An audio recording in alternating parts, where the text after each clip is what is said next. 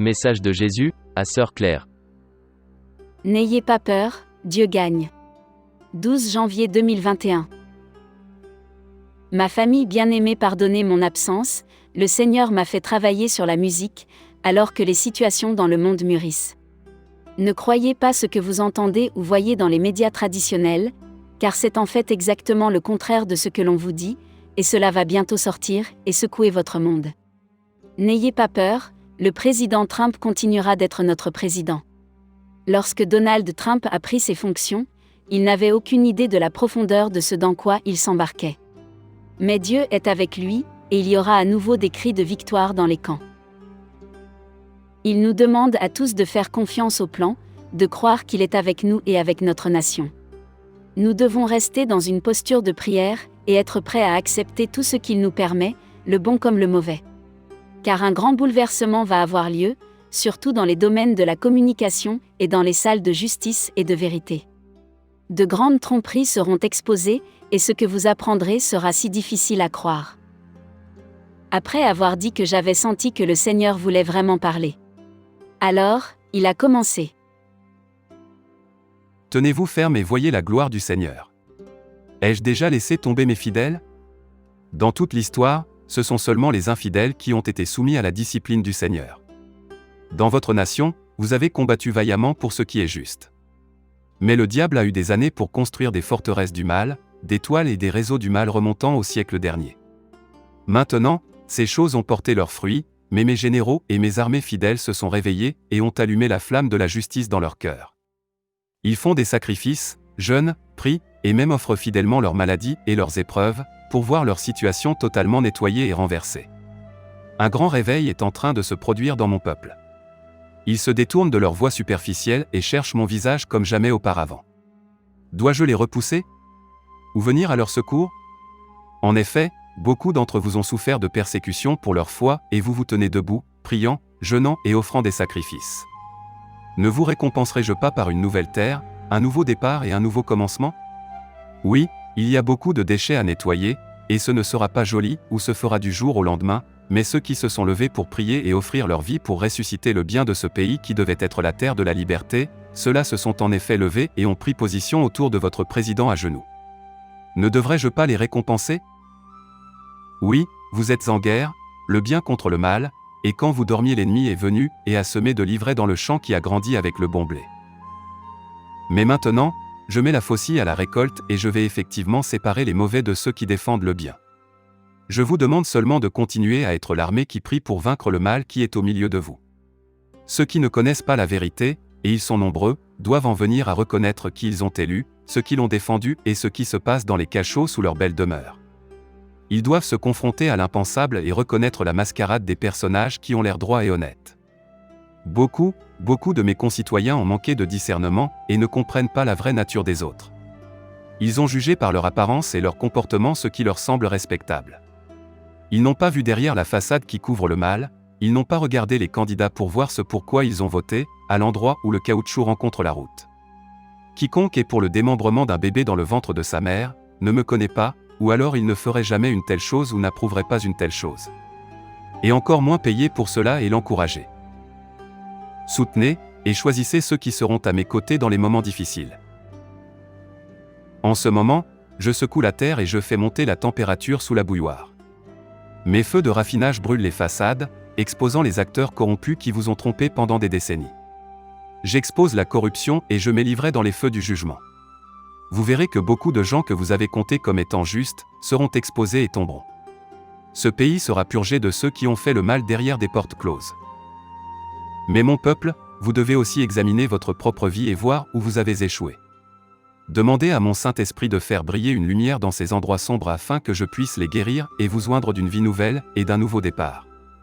Ne cachez pas la vérité sur vous à vous-même ou à moi, je vois et je sais tout et c'est mon cœur de vous voir repenti et restauré, même si votre pays est en train d'être nettoyé pour que je puisse lui apporter la restauration. Ne laissez pas la peur vous gouverner, priez très fort car la bataille est intense et les enjeux sont élevés. Continuez à avoir foi en moi pour que je récompense vos prières, votre repentir, votre fidélité. Continuez à vous tourner vers moi pour que la joie s'élève dans vos cœurs et ne vous laissez pas prendre dans la mêlée amère qui accompagne l'exposition du mal. Ne prenez pas une graine amère, mais priez plutôt pour ces hommes et ces femmes qui ont travaillé pour Satan. Priez pour leur conversion et, de peur que vous n'oubliez, examinez votre propre vie pour les moments où vous avez cédé au mal. Ceux qui vous gouvernent subissent une pression bien plus forte que vous ne pouvez l'imaginer. La pression est de se vendre pour un gain personnel, pour la popularité et le pouvoir et pour tout programme charnel maléfique. Vous aussi avez été soumis à de telles tentations, mais pas au niveau qu'ils connaissent. Aussi, je vous mets en garde contre tout jugement ou condamnation, mais priez sincèrement du fond du cœur pour qu'ils se repentent avant qu'il ne soit trop tard pour eux. Soutenez votre président et croyez en lui, je me bats pour vous avec lui et vos prières sont la cause de la victoire.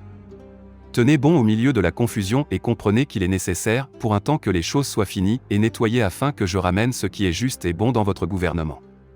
Ne vous endormez plus jamais, mon peuple, ne laissez plus jamais cela se reproduire. Et lorsque ce qui est bon et juste commencera à émerger des restes carbonisés, et que votre vie s'épanouira à nouveau au milieu d'un gouvernement juste, ne m'oubliez pas.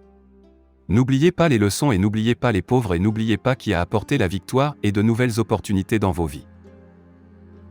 Soyez-moi fidèles dans la bataille et dans la victoire et protégez-vous contre l'arrogance et la complaisance alors que la poussière retombe et que la vie commence à revenir à la normale avec les merveilleux changements que j'apporte et la nouvelle autonomisation dont je vous oins.